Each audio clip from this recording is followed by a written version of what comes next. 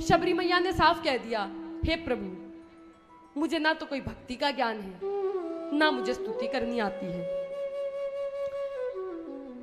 राम जी ने कहा, मैया मैं केवल एक नाता मानता हूं, मैं केवल भक्ति का नाता मानता हूं। भगवान ने माता शबरी को नवधा भक्ति का उपदेश दिया। राम जी ने कहा, जाति पाति, कुल धर्म, मान बढ़ाई, ये सब होने के बाद भी यदि कोई व्यक्ति भक्ति से रहित है तो उसकी उसी प्रकार शोभा नहीं होती जैसे जल के बिना बादलों की शोभा नहीं होती। माता शबरी बड़े ध्यान से बैठकर सुन रही है।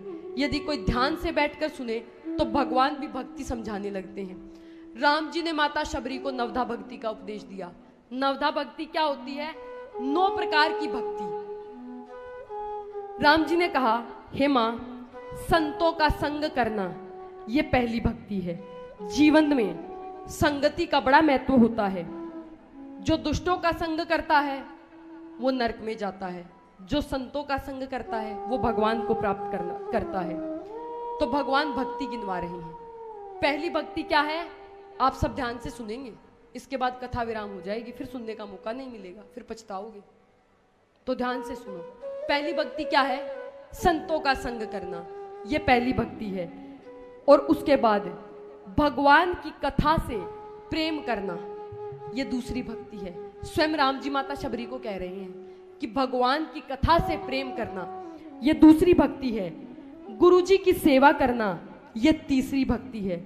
क्योंकि भगवान स्वयं कहते हैं कि आचार्य को मेरा ही स्वरूप मानना चाहिए और गुरु जी के चरणों की सेवा करनी चाहिए, ये तीसरी भक्ति है।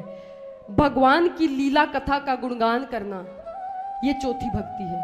आपने भगवान की लीलाएं तो सुन ली 9 दिन में भरपूर, ये आपने कथा सुनी, ये दूसरी भक्ति में आता है कि आपने भगवान की कथा सुनी, ये दूसरी भक्ति है। तीसरी भक्ति गुरु की सेवा करना।